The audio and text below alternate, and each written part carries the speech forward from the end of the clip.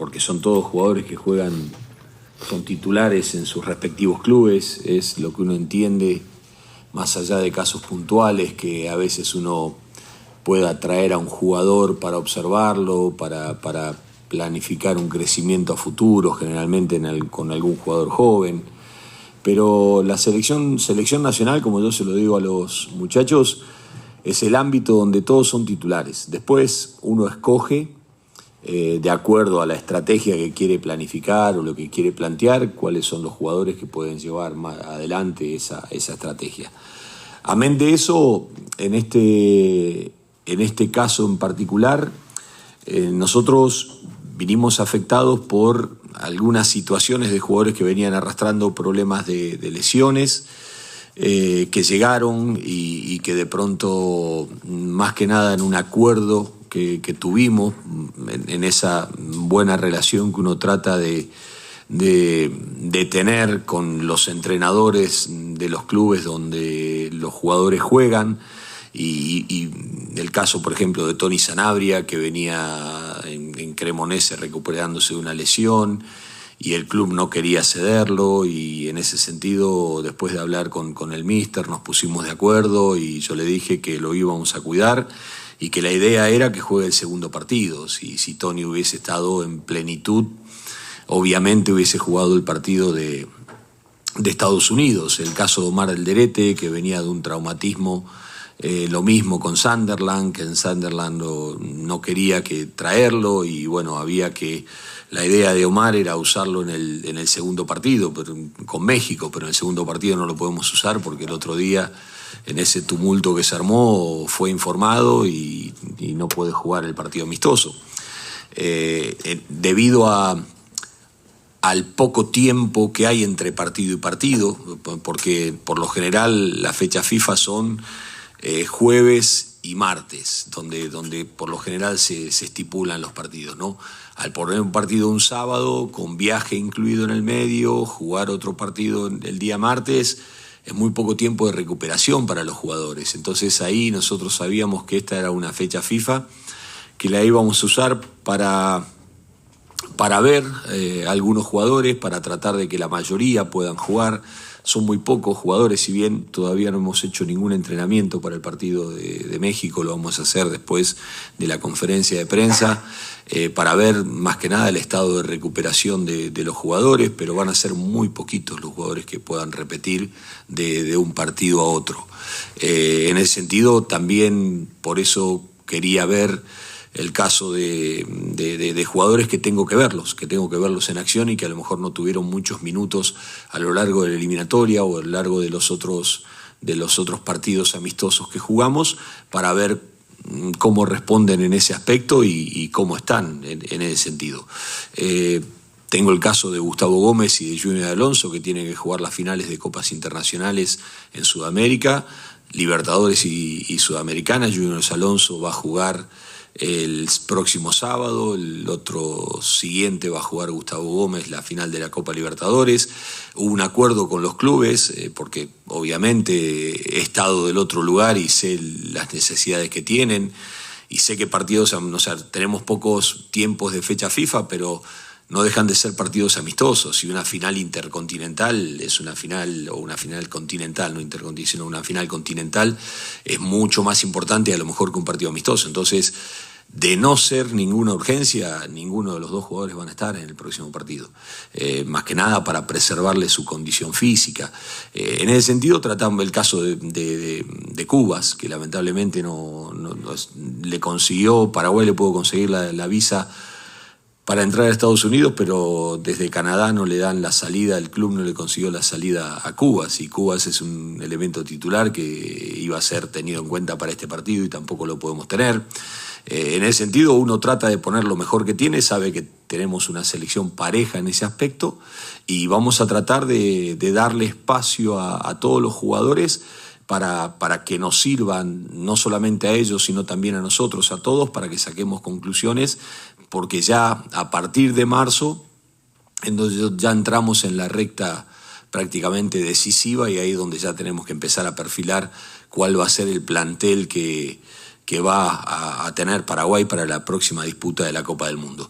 Amén de eso está el sorteo en el medio, donde calculo que el día 6, del día posterior al sorteo de la Copa del Mundo, que tengamos toda la reunión con los entrenadores, nos pondremos de acuerdo en cuanto a la cantidad que van a tener las plantillas y todo ese tipo de cosas que siempre se hacen en las reuniones posteriores, donde en una conversación con la gente de FIFA se establece en algún modo los parámetros de cómo van a estar conformados los planteles, ¿no? Entonces, un poco en función de eso también es la cantidad de jugadores que uno puede evaluar ahí para adelante.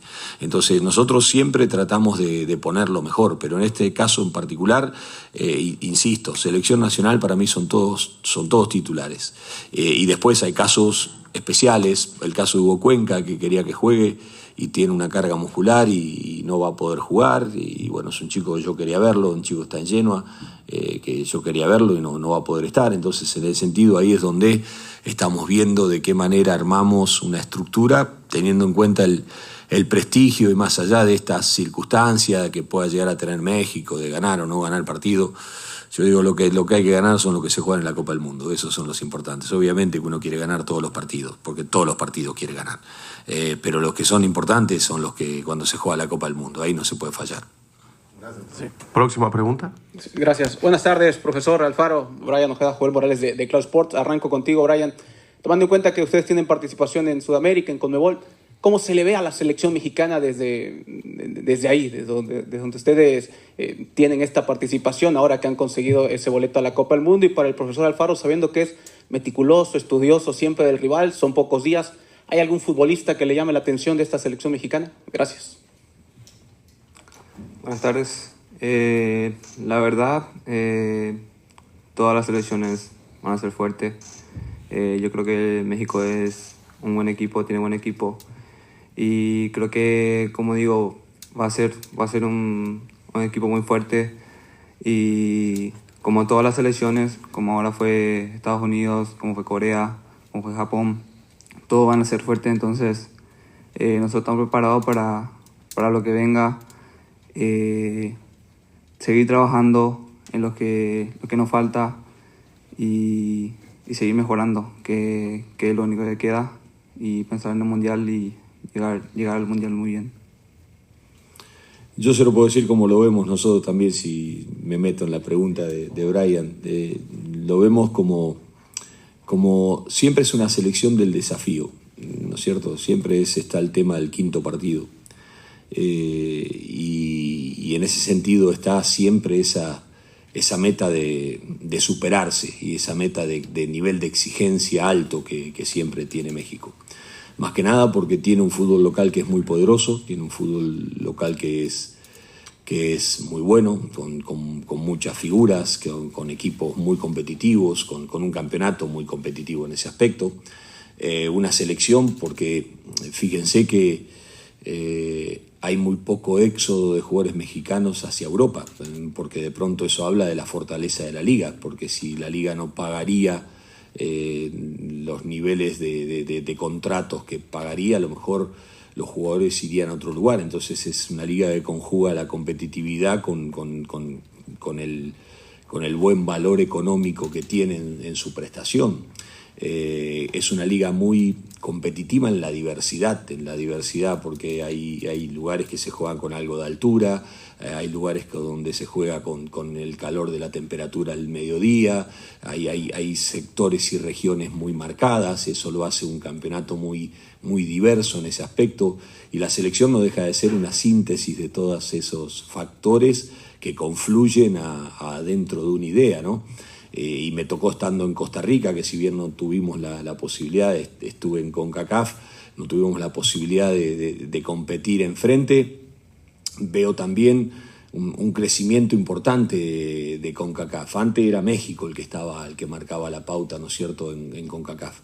Hoy ya uno ve el hecho del crecimiento que ha tenido Canadá, el crecimiento que ha tenido Estados Unidos. Estados Unidos tiene un montón de jugadores, la mayoría de los jugadores jugando en Europa.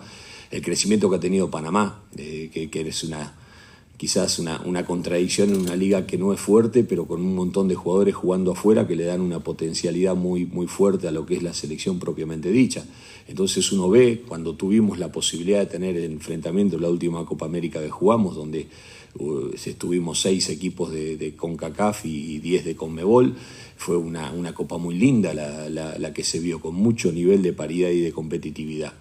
Entonces yo veo un crecimiento saliendo un poquito de México de lo que es CONCACAF en sí mismo. Y México está en ese proceso, y en ese proceso de búsqueda y de exigencia permanente que hace que siempre esa necesidad, o que tal vez en algún punto los hagan correr detrás de esa necesidad permanente que tienen de superación. Tienen un técnico de mucha jerarquía, tienen un cuerpo técnico de mucha jerarquía, y me parece que son, de la misma manera, cuando a mí me tocaba enfrentar a Brasil, y cuando llegó Ancelotti, son esas personas que necesitan ese grupo de jugadores porque están en un determinado nivel, que están al nivel de esos jugadores o por encima de esos jugadores. Entonces ahí es muy difícil discutir a esa clase o esa calidad de entrenadores. Entonces me parece que fue una muy buena decisión y una muy buena determinación de traer para las dos federaciones a estos entrenadores que le dan el sustento desde la experiencia, la capacidad, y le dan al jugador esa sensación de encolumnarse claramente hacia dónde va. En cuanto a la pregunta propiamente, a veces uno no quiere ser injusto con un nombre en particular, digo, nombro uno, parece que uno le pone el foco en uno. Yo digo que tiene jugadores muy buenos. Los extremos de México son extremos que con mucha capacidad de repentización, son mucha versatilidad, porque uno los puede ver jugando con pierna cambiada, jugando con pierna a favor, de acuerdo a la estrategia que se puede imponer en el partido. Un centro del campo que está tratando de ser dinámico, que uno vio un crecimiento en la intensidad de México desde lo que fue los partidos anteriores a lo que fue el partido el otro día con Uruguay. Obviamente que los puntas centrales tienen puntas centrales que están muy bien, y a veces también está el desafío de decir cómo le encontramos un esquema si queremos armar un centro del campo con 3 jugadores o con uno atrás de un 9 y tenemos los 2 9 que tenemos, o tenemos los delanteros que de pronto se puede llegar a tener, como a veces me pasa a mí. Tengo estos jugadores que a veces juegan en el mismo puesto, bueno, tengo que encontrar una estructura que los pueda hacer jugar juntos. Entonces es un desafío en ese aspecto. Entonces yo creo que tiene muy buenas capacidades en todas las líneas, tiene muy buenas capacidades México desde el punto de vista técnico, y yo creo que la prueba de lo que se va buscando un crecimiento en la identidad de juego, sin que se traicione la identidad de juego, pero sí que se juega a un nivel mayor de intensidad. Eso fue lo que me parece que puedo apreciar de la evolución de México de esta parte acá, ¿no? Desde lo que jugó en la Copa Oro, de lo que vino para acá y lo que fueron estos partidos amistosos, veo un crecimiento en cuanto a la intención, desde la intensidad de querer jugar. Y eso, si lo puede hacer con un equipo con las capacidades técnicas que tiene, realmente lo va a volver un equipo muy fuerte. Próxima pregunta. Buenas tardes, profe Brian, un gusto. Álvaro Saldaña, del periódico Esto. Profe, justamente habla de una evolución importante que ha tenido México, pero en el último partido la afición quedó totalmente, descarrilada. Tiene la vara muy alta. Quiero preguntarle si es válido ese tipo de manifestaciones por parte de la afición, a tal punto de estar en contra de su propio equipo, y también la opinión de que Javier Aguirre sea nominado en el FIFA de Best al mejor entrenador del mundo. Gracias. Sí, la verdad que está muy bien. El otro día me mandaron tengo que hacer de paso la votación, y eso un poco también marca la pauta, ¿no? El hecho de a dónde se lo pone. Está con entrenadores de primerísimo nivel, los mejores entrenadores del mundo, Slot, Maresca, Luis Enrique. O sea, el Vasco lo tenemos en ese nivel, y bienvenido sea que esté en ese nivel. Yo digo que ustedes lo saben mejor que yo, el que está en México está metido,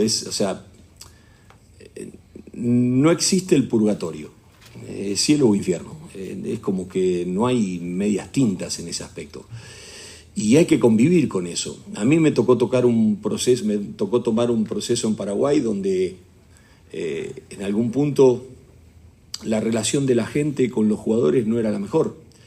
Y a veces, vieron que a veces les pasa a los equipos que a veces tienen esos dramas de jugar de visitante, que pueden sacar puntos de local y no pueden sacar puntos de visitante, o están esos que no pueden sacar puntos de local, porque cuando empiezan a jugar, la propia afición es la que empieza a trasladar el nivel de exigencia y eso empieza a afectar en contra de uno mismo. Entonces a veces uno tiene que luchar contra ese tipo de cosas. Yo siempre digo que el rival más difícil de vencer es el que tiene la misma camiseta de la que tengo yo. Entonces yo quiero que los rivales míos tengan otra camiseta que la que uno tiene. En ese sentido, esto es así, yo no puedo decir si está bien o está mal, es una expresión de sentimiento y es una expresión popular. Más que analizar si está bien o está mal, hay que aceptarla y hay que entender los por qué. Porque a nosotros también nos ha pasado de que pasamos por una situación muy ingrata de discusiones, de cuestionamientos, y que de pronto después a fuerza de sacrificio, de encolumnarnos detrás de un objetivo, de trabajar todos juntos, de revertir, Paraguay lo pudo hacer. Y no era que era un puente que estaba roto, porque si uno dice es una relación entre la gente y el cuerpo técnico y los jugadores y es un puente lo que une, no es que estaba roto, tal vez estaba con algunas cosas que interrumpían la circulación. Entonces había que sacar las piedras que estaban en el medio del camino. Y es un camino ida y vuelta, porque el fútbol en su esencia es el contagio. El contagio muchas veces viene de adentro de la cancha y se traslada afuera de la cancha, ¿no? Porque en definitiva la gente se contagia de lo que los jugadores expresan dentro del campo de juego.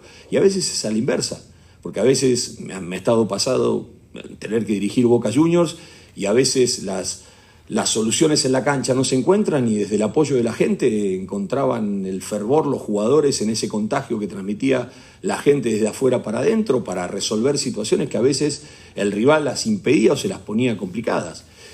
Yo ahí donde digo de que, como le dije a los jugadores, lo que había que hacer era había que limpiar el camino. El camino no estaba interrumpido, estaba sucio. Había que limpiar el camino y sabíamos que si era un camino de ida y vuelta, la primera obligación era la ida, que la ida era nuestra. Los primeros que teníamos que demostrar éramos nosotros. Entonces lo que hicimos era decir, bueno, muchachos, estamos todos en la trinchera, tenemos el casco puesto, tenemos la cara pintada, si tenemos que ir al combate, vamos al combate, pero vamos todos juntos. Si nosotros demostramos que estamos unidos, que somos consecuentes, que las cosas te pueden salir o no te pueden salir, pero lo que no te va a dejar de reconocer nunca una afición es cuando vos te entregaste todo. Porque a veces te puede pasar, ¿cuántas veces pasó en el fútbol? Que defendiste todo un partido, llegaste una vez, una pelota parada, ganaste un partido y resulta decís que sos el dueño de la eficacia, pero llegaste una vez al arco. Entonces el fútbol a veces no tiene explicaciones lógicas, tiene el aprovechamiento de esas circunstancias que pueden llegar a pasar. Y contra eso yo digo, no hay que luchar, hay que dejarlo fluir y hay que centrarse para adentro y hay que hacerse fuerte para adentro, porque yo digo, si nosotros no tenemos dudas, si nosotros adentro del vestuario estamos fuertes y estamos convencidos que lo que estamos haciendo es lo que corresponde, que tenemos que hacer, entonces vamos a seguir de la misma manera, porque es la receta que nos va a llevar. Y por más que nos lleve más tiempo, es como la fábula de la rana y la crema, ¿no? Que eran dos ranitas que se cayeron en la crema, una empieza a patalear y dice, ¿para qué voy a patalear acá? Si voy a hacer tanto esfuerzo que me voy a morir. Y si para morirme me muero ahora. Dejó de patalear y se murió. La otra siguió pataleando, dale que va, patalea que patalea, y de pronto la crema se convirtió en manteca, hizo un salto así, saltó. Entonces cuando uno está convencido, y hay que patalear, porque tarde o temprano la leche se convierte en manteca. ¿Qué tal, profe Max Andalón de TUDN? El hecho de que no han tenido más que, o van a tener este entrenamiento para enfrentarse a México, y en ese sentido, normalmente estas fechas FIFA son para ver jugadores, para adaptar tu selección a un diferente rival, sin tener tantos entrenamientos, ¿qué tanto puede cambiar o qué tanto puede servir esta fecha FIFA? Y si me permiten una para Brian, la situación que mencionaban en torno a que no es el mejor momento con la afición mexicana y con su selección, ¿los relaja un poco pensando en que en Texas o en Estados Unidos normalmente México es local? Le doy a Brian que responda primero. No, obviamente no. Como dije, México va a ser un partido duro y yo creo que hay que prepararnos mentalmente, hay que estar fuerte. Obviamente mejorar las fallas que tuvimos en los anteriores partidos y tratar de hacerlo mejor, tratar de preparar el partido ahora y tratar de ganarlo, obviamente, que es lo que estamos buscando. Y creo que México va a ser duro. Sí, sirven mucho, y más por lo menos en mi caso particular. Si yo fuese un entrenador donde llevaría el segundo proceso de una selección o ya he pasado por experiencias de Copa América o he pasado por otro tipo de experiencias, entonces uno puede decir, bueno, opto por esto, pero a mí, yo hace un poquito más que un año, en septiembre, me tocó tomar la selección de Paraguay. Y me tocó tomarla en un momento complejo, de la eliminatoria, en un momento complejo del momento de Paraguay, porque hacía 15 años que no se podía ir a una Copa del Mundo, donde yo decía, tengo que romper esa tendencia perversa de la curva, porque yo veía por ahí, Toto Berizzo había dirigido 32 partidos, Guillermo había dirigido Barra-Chelotto 17, Dani Garnero 10, si yo venía en la misma dinámica de esa curva, dirigía 6 partidos, entonces había que romper esa dinámica, entonces uno lo dice, lo cuenta medio así, pero en definitiva es porque a veces cuando esas dinámicas no se pueden revertir es como que el proceso te lleva por delante. Ahí donde, desde que llegamos, era cuestión de buscar soluciones rápidas y era cuestión de correr detrás de los resultados. Y era cuestión de decir, no importa cómo, pero había que sacar punto en todas las canchas y tuvimos que ir a Uruguay y empatamos Uruguay, tuvimos que ganar, jugar con Brasil local y ganar a Brasil, después recibir a Venezuela y la altura de Quito, la altura de Bolivia, Argentina, etc. Pero siempre en la obligación de la necesidad de sacar puntos. El único partido que tuvimos el hecho de decir, bueno, estamos tranquilos, fue cuando fuimos a Perú, que ya estábamos clasificados a la Copa del Mundo y era la última fecha de la eliminatoria. Pero nunca en la historia Paraguay le había ganado Perú en Perú. Entonces el desafío era, si queremos hacer historia, vamos a ganarle a Perú en Perú. Y por suerte se le pudo ganar a Perú en Perú. Entonces, de ahí en adelante empezó otra etapa, para mí otra etapa. Porque yo no tuve tiempo de planificar otras cosas, no tuve tiempo, era cuestión de decir, hagamos esto, punto. Entonces, el equipo tenía que mejorar en un montón de aspectos. No es que lo anterior no haya servido, no, lo anterior fue muy bueno, porque el equipo dejó una vara muy alta. Tal es así que fue con Argentina el equipo que más puntos sacó desde esas 12 fechas que nos tocó jugar a nosotros.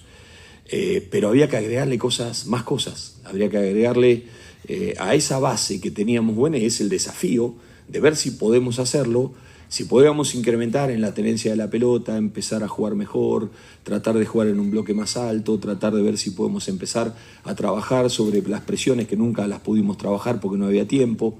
Entonces un montón de argumentos que tenés estos pequeños espacios como para poder hacerlo y no los tenés en otro lugar, porque en definitiva, como dije, todos queremos ganar, pero donde no tenés que perder es en la Copa del Mundo.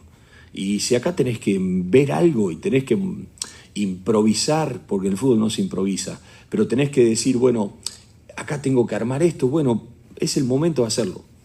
Porque o es el momento cuando tenés los partidos amistosos antes de jugar de una copa y ese tipo de situaciones. Entonces ahí donde uno se centra en las necesidades de las búsquedas. Entonces, yo quería 3 cosas en la gira de Asia, las fuimos a buscar, las conseguimos. Ahora estamos pidiendo 3 cosas más acá y estamos viendo si la podemos conseguir en estos 2 partidos que jugamos con Estados Unidos y con México. Y después, cuando tengamos la gira de marzo, lo mismo. Y ya después ya viene la preparación para la Copa del Mundo.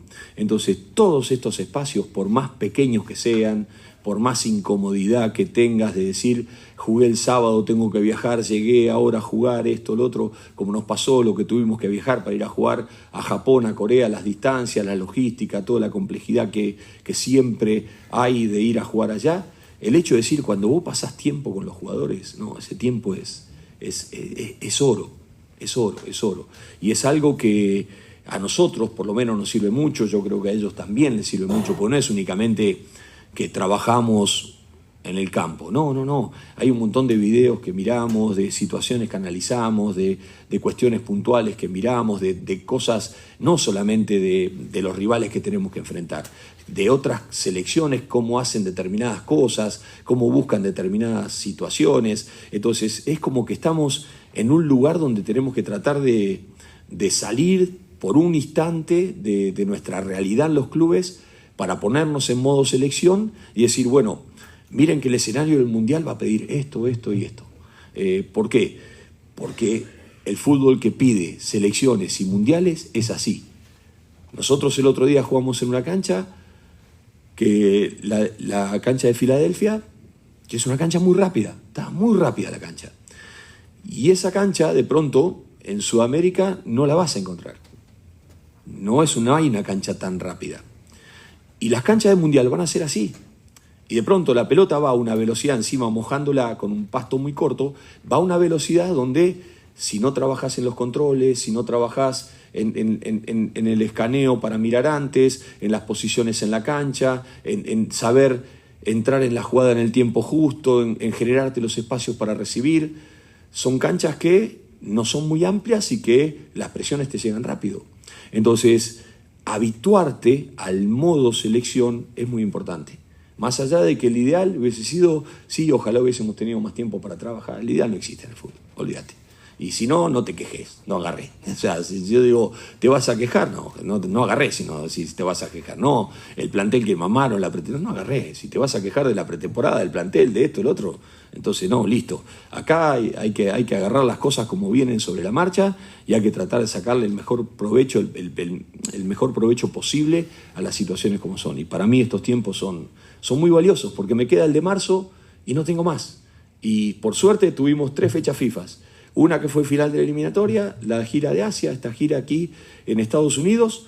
Tengo la de marzo, que todavía tenemos que terminar de cerrar los partidos que tenemos en marzo. Y ya después será la previa del Mundial.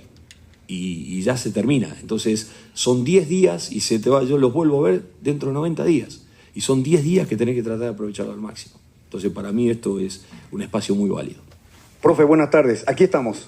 Estamos. Ya. ¿Cómo anda? Con poco tiempo, me dice mi querido amigo, pero buenas tardes, Brian, un gusto. Estoy con Jotita Bernabé para la 780 AM, Mega Canal de Comunicación Deporte Total.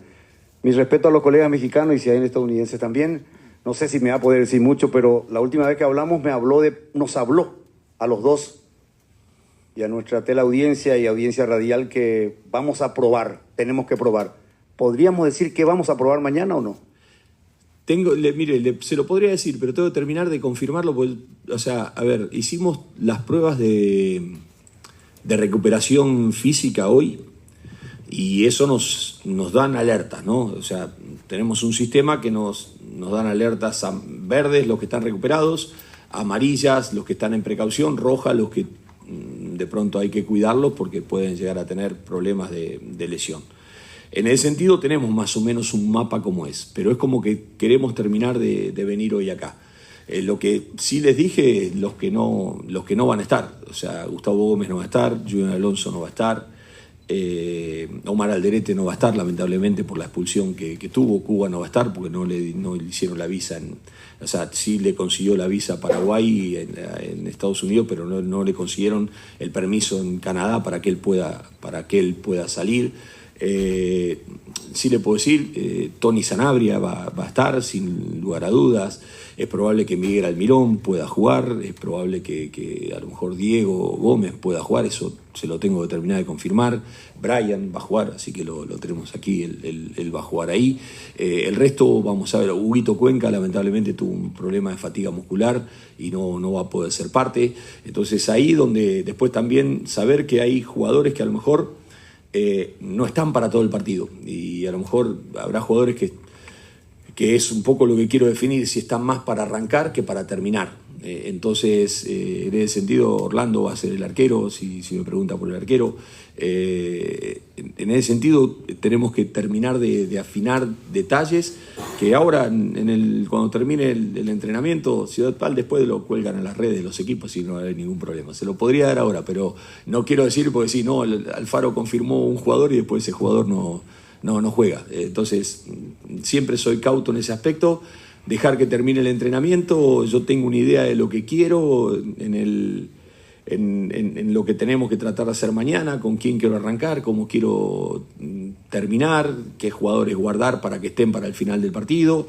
Fue muy intenso, estuvimos viendo los reportes físicos del partido con Estados Unidos, fue muy intenso, muy intenso, se jugó en un nivel de intensidad muy alto.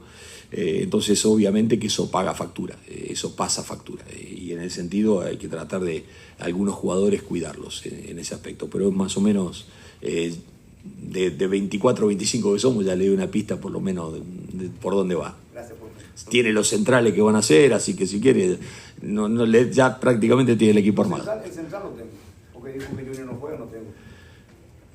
Gustavo Velázquez y Duarte, Velázquez Duarte. Estaba en la tapa del libro. Sí, señor. ¿Duarte juega? Sí. ¿Pulpito? Sí, señor. No, qué bueno.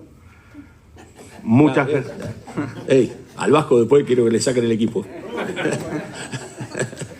Muchas gracias. De esta forma finalizamos la conferencia de prensa de la selección de Paraguay, agradeciendo la presencia del míster Gustavo Alfaro y del mediocampista Brian Ojeda. Muchas gracias. Gracias, buenas tardes, cuídense mucho. Gracias.